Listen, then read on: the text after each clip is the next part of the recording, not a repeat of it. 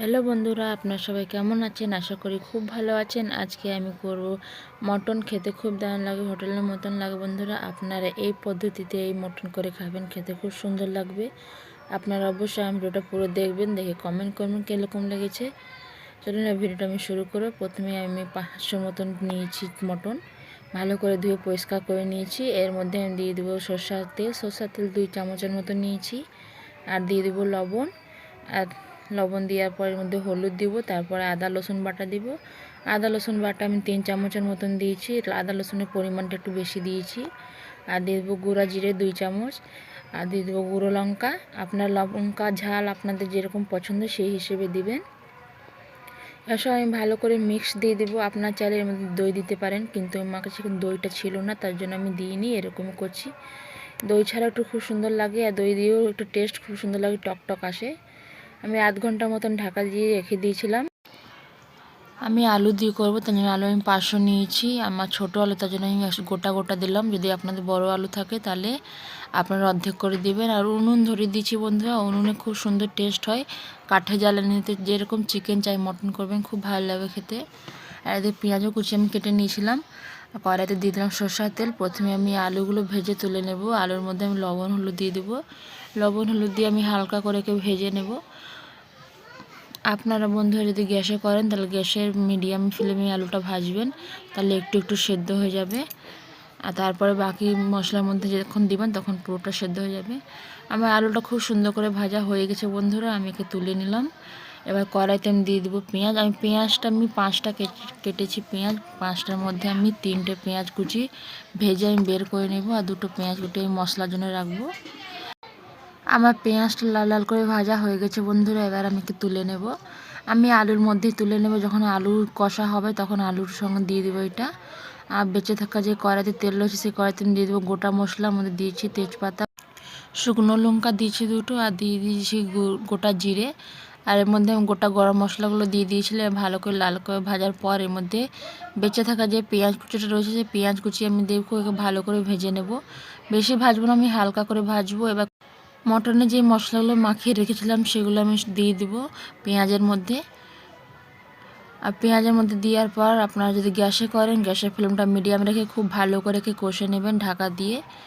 ভালো করে নাড়াচাড়া করে নিয়েছি বন্ধুরা। এবার এখন ঢাকা দিয়ে দেবো 2 মিনিটের মতন। 2 মিনিটের পর আবার আমি খুলে দেখব ভালো করে হয়েছে নাকি মশলাগুলো। খুব সুন্দর করে দেখুন তেল ছেড়ে দিয়েছে, খুব সুন্দর লাগছে দেখতে। একে আরেকটু আমি ভেজে নেব। আমি একে ঢাকা দিয়ে খুব ভালো করে ভেজে নেব। কাঠা জ্বালানি আমি আর দেব না, কেন কি বেশি জ্বালানি দিলে চিকেনটা হবে না, তখন মশলাটা পুড়ে যাবে, ভালো লাগবে না খেতে। আর গ্যাসে যদি করেন গ্যাসের ফ্লেমটা আস্তে করে দেবেন, আস্তে করে করবেন। এর মধ্যে কষতেই থাকবেন, খুব সুন্দর করে কষা হয়ে যাবে।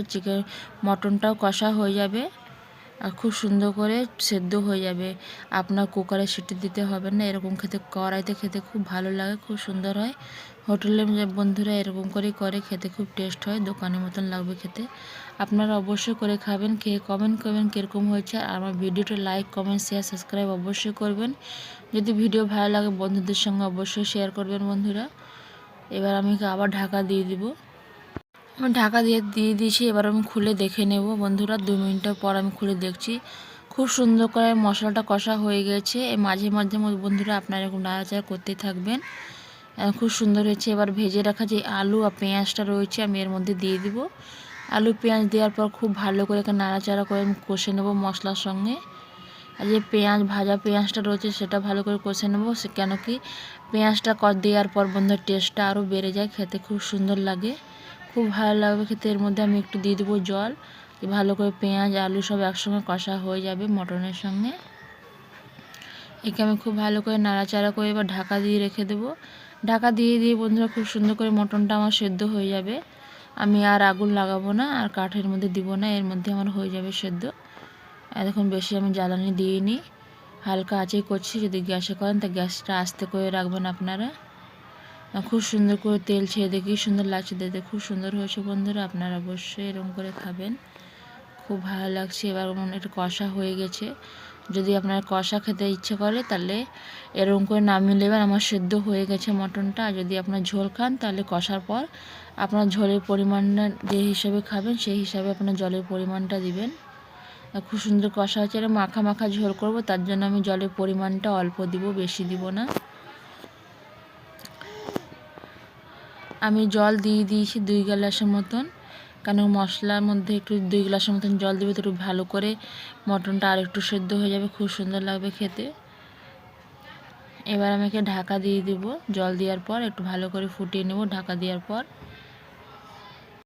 আমি ভালো করে নাড়াচাড়া করে নিচ্ছি, আর আমি জ্বালানি লাগাবো না। এবার আমি ঢাকা দিয়ে দেবো 2 মিনিটের মতন। বন্ধুরা আমি ঢাকা দিয়ে দিয়েছিলাম, আর যখন খুলে দিয়েছি খুব সুন্দর হয়েছে, আর খুব সুন্দর করে আমার ঝোলটা ফুটে গেছে। এবার আমি একে নামিয়ে দেবো।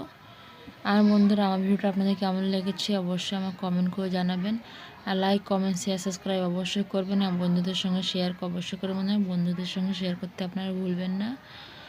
আর আবার নতুন নতুন ভিডিও আমি আপনাদের সঙ্গে এরকম করে শেয়ার করতেই থাকবো। আবার কালকে নতুন রেসিপির সঙ্গে আপনাদের সঙ্গে শেয়ার করব বন্ধুরা। ততক্ষণ আপনারা ভালো থাকুন।